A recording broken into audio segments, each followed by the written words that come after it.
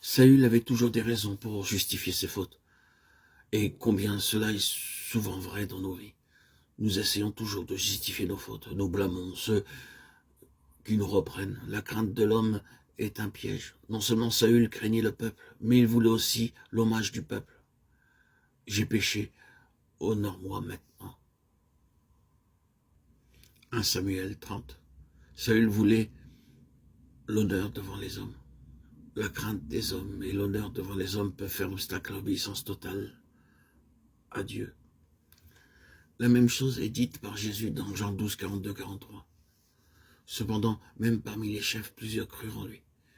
Mais à cause des pharisiens, ils ne le confessaient pas, pour ne pas être exclus de la synagogue, car ils aimèrent la gloire des hommes plus que la gloire de Dieu. Ces hommes vivent encore aujourd'hui parce que Saül n'obéit pas pleinement. Quelle grande perte et quelle fin tragique. Nous voyons dans les Écritures sa fin désastreuse. Jamais plus Dieu ne lui parlerait. Saül a recherché une sorcière. Tragique fin d'un homme qui fut loin de Dieu. C'est la signification spirituelle derrière cela. Dieu voulait que Saül détruise entièrement les Amalécites. Qui sont les Amalécites?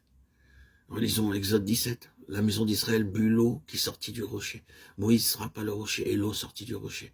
Immédiatement après cela, la guerre éclata avec les Amalécites. Ceci nous parle de la guerre spirituelle dans la vie du croyant. Dès que nous buvons l'eau vive, les Amalécites entrent en guerre. L'eau vive est le Saint-Esprit. Lorsque le Saint-Esprit vient habiter en nous, la guerre spirituelle commence. La guerre de l'esprit contre la chair. C'est la guerre dans laquelle nous sommes engagés. Ce que Dieu disait à Saül, il nous le dit aujourd'hui. Mettre à mort entièrement les œuvres de la chair, l'obéissance incomplète, l'obéissance partielle, ne seront d'aucun secours, même si les péchés sont peu frappants. Souvenons-nous de Galates 5, 17. Car la chair a des désirs contraires à ceux de l'esprit, et l'esprit en a de contraires à ceux de la chair. Ils sont opposés entre eux, afin que vous ne fassiez point ce que vous voudriez. Puis, les versets 19, 20, 21.